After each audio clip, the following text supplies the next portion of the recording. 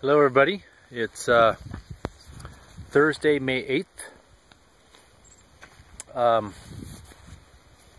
My 5th day on the trail, or 6th day on the trail.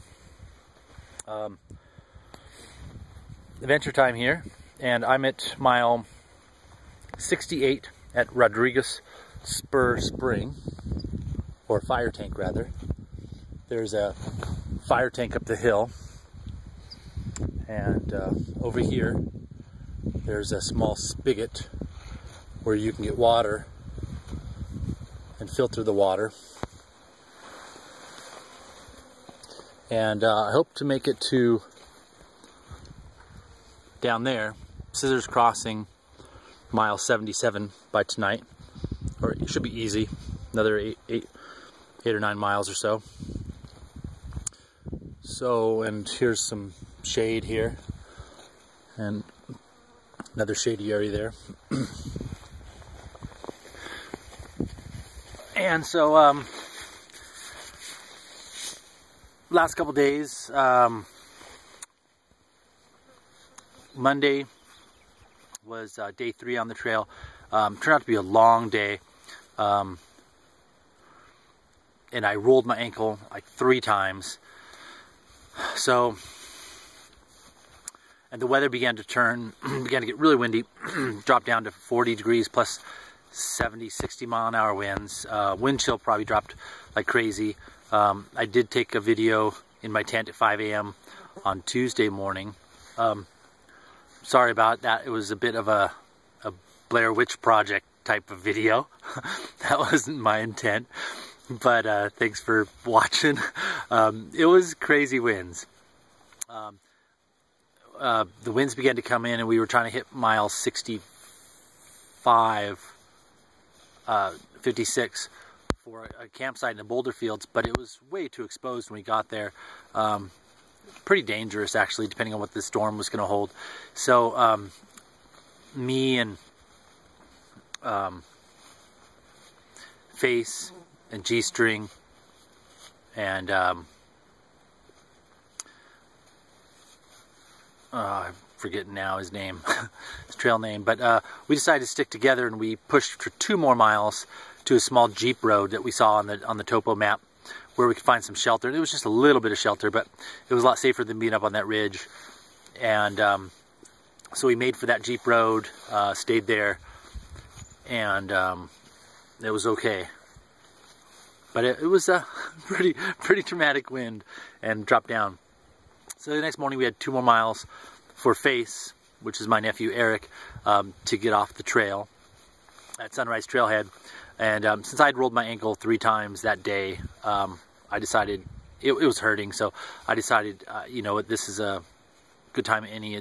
And I broke a pole. So one of my trekking poles broke. My shoes just weren't working. I need more support, especially after rolling my ankles. So on Tuesday, we did 2 miles, got to Sunrise Trailhead, and got picked up by my brother-in-law and my nephew, Omar, and we took Eric to the airport. So Face is off. He's gone. I'm glad about that. He was an albatross around my neck, just holding me back. Just holding me back. You know, 24-year-old charging up hills and stuff. I just, yeah, it's too slow for me. So, anyway, it was great to have him. So even though he was an albatross around my neck, so he's gone. So then we went down to, I stayed at my sister's for the rest of that day, and the following day, Wednesday the 7th, nursing my ankle, taking a little bit of vitamin I and icing it and elevating it and hoping that I'll be able to get it on the trail. Went to REI, and they took care of my trekking poles, and they were happy to sell me some trekking poles that were about twice as expensive, so that's really nice of them. And I bought some tent stakes, and I bought some shoes. They're actually right over there, some boots. And not my original intent to get boots, but just need ankle support, at least for now. The last thing I really wanted was to get shoes that I have not broken in, that don't have as good air circulation, that are going to be hot, you know, prone to blisters. I never wanted to be on the trail with brand new shoes, but here I am. But the ankle support was important, and I didn't want the weight of the boots. I wanted the trail runners. But you know, we'll just have to do our best with what we have, I guess. And the ankle is what it is. It is wrapped and getting dirty rather quickly, but really good so far. 8 miles down today, and it's doing better than I expected, so I'm really happy. I was going to actually just do like a 10-mile day, which is, you know, it's not good enough. It's not far enough for what my goals are, but I was just going to, you know, bite the bullet and just do only a 10-mile day and let it recuperate, but I'm stubborn, so I'm going to keep going on it. It's feeling good. It's been a lot of downhill, and there's more downhill to get down there to Scissors Crossing. I don't know if you can see it, but down there a ways in that area is Scissors Crossing at mile 77.